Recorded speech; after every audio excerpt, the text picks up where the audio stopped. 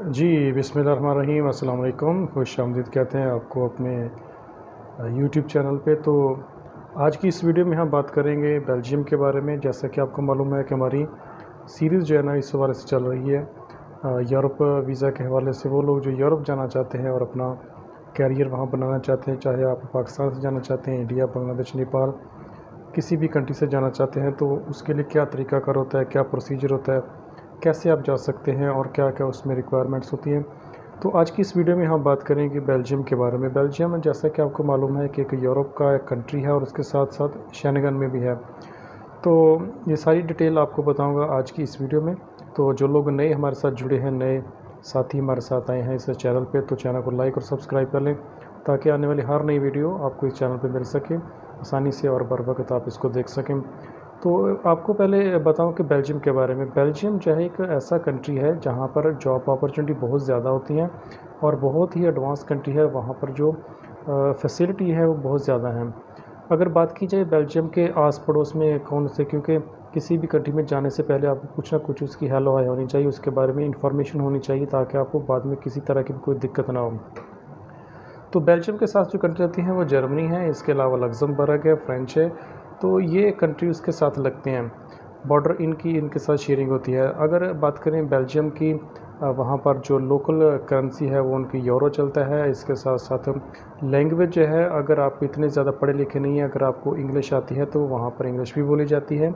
इसके अलावा वहाँ पर उनकी जो लोकल लैंग्वेज हैं, जैसे हमारी लोकल लैंग्वेज होती हैं, जिस तरह इंडिया है वहाँ पर हर एक स्टेट की अपनी एक लैंग्वेज है। पंजाब की अलग लैंग्वेज है, यूपी की अलग है, इसके अलावा बिहार है, उड़ीसा है, मध्य प्रदेश है, केरला है। हर एक स्टेट की अलग अलग भाषा होती है। इस तरीके से किसी भी कंट्री की अपनी स्टेट की एक अलग होती है, लेकिन वहाँ पर जो मोस्टली यूज़ की जाती है वो इंग्लिश यूज़ की जाती है। इसके अलावा वहाँ की लोकल लैंग्वेज है, जैसे कि फ्रेंच है, जर्मन, डच भी यहाँ पर बोली जाती है, क्योंकि उसके साथ नीदरलैंड भी लगता है और नीदरलैंड की जो ऑफिशियल लैंग्वेज है वो डच ही है। तो डच भी बोली जाती है, जर्मन भी, फ्रेंच भी। अगर आपको इनमें से कोई लैंग्वेज नहीं आती, डच नहीं आती, जर्मन या फ्रेंच नहीं आती, तो परेशान होने की कोई बात नहीं है। आप इंग्लिश अगर आपको आती है तो आप इंग्लिश बोल के वहाँ पे उनके साथ कम्युनिकेट कर सकते हैं, उनके साथ बातचीत कर सकते हैं।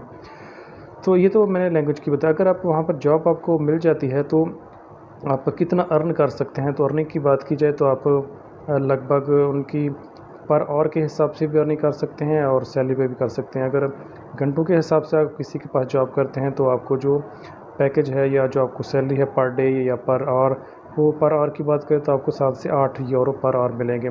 तो अगर आप 8 घंटे काम करते हैं तो 60 से 70 यूरो आप अर्न कर सकते हैं, जो नॉर्मली एक बंदा है जिसके पास इतना ज़्यादा ऑफिशियली काम नहीं है, इतना ज़्यादा वो का हुनर नहीं है इस हवाले से, तो वो भी इतना अर्न कर सकता है।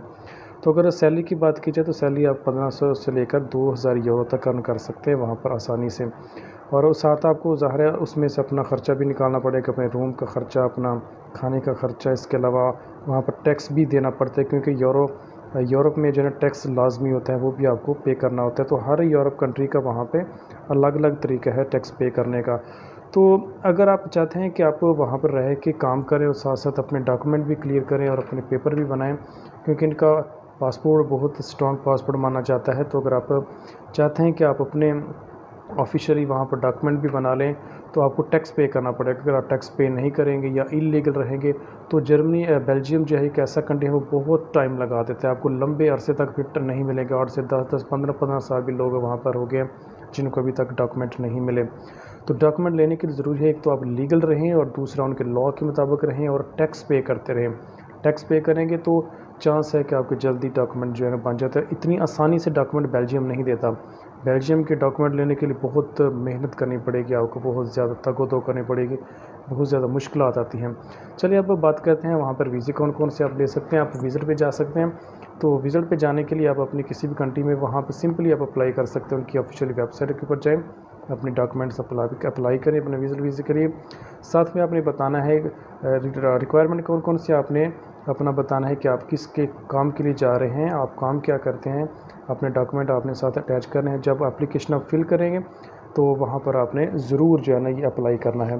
अब इसमें 3 कैटेगरी के वीज़े होते हैं, विज़िट ए, बी, सी उसको नाम दिया जाता है। तो अगर आप चाहते हैं कि कम दिनों के लिए अप्लाई करें तो आपके लिए ज़्यादा बेहतर चांस है आपको वीज़ा मिलने के।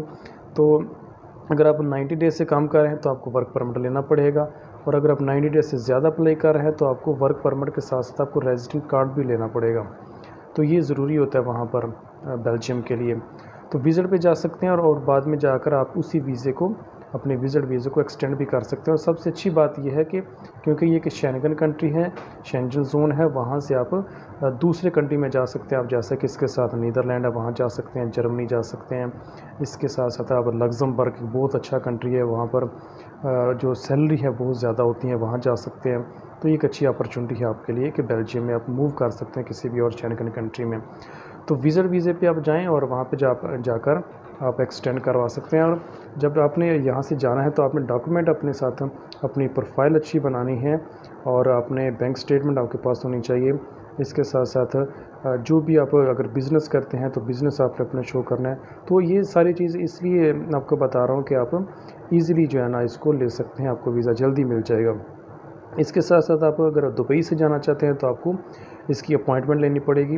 अपॉइंटमेंट लेंगे वो VFS के थ्रू आप अपॉइंटमेंट लेंगे। जब आपको अपॉइंटमेंट मिलेगी तो जो आपको अपॉइंटमेंट का डे होगा, फिर अपनी जो फ़ाइल है, आपकी जो प्रोफाइल है, आप अपने उसमें इनकी VFS जो एम्बेसी है वहाँ पे सबमिट करवाएंगे और कुछ दिनों के बाद फिर आपको पासपोर्ट मिल जाएगा। चाहे आपका वीज़ा लगा या नहीं लगा।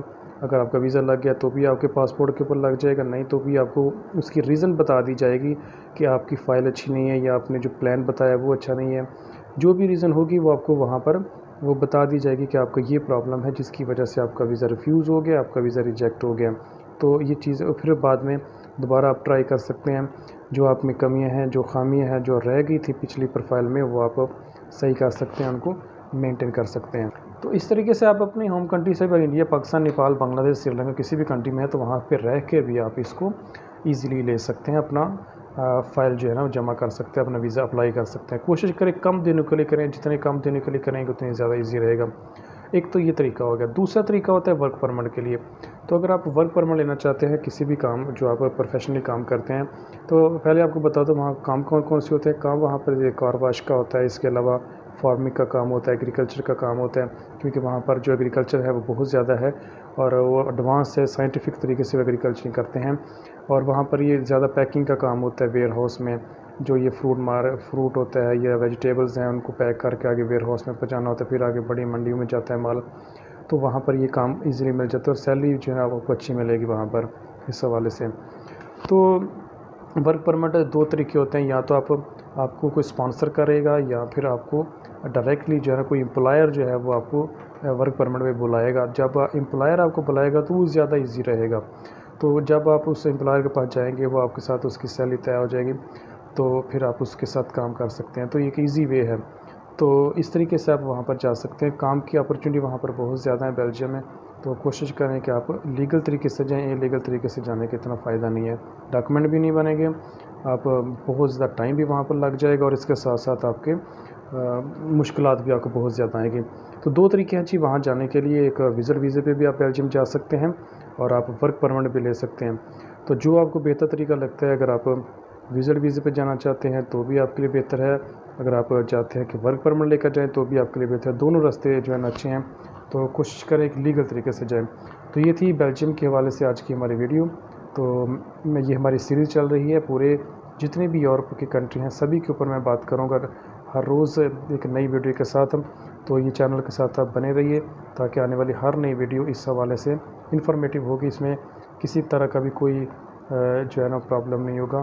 तो वीडियो ज़रूर देखें और अपने दोस्तों के साथ शेयर करें ताकि किसी न किसी के इस सवाल से फ़ायदा हो सके। तो मिलेंगे एक नई वीडियो के साथ, तब तक के लिए अपना बहुत सा ख्याल रखिएगा। अल्लाह हाफ़िज़।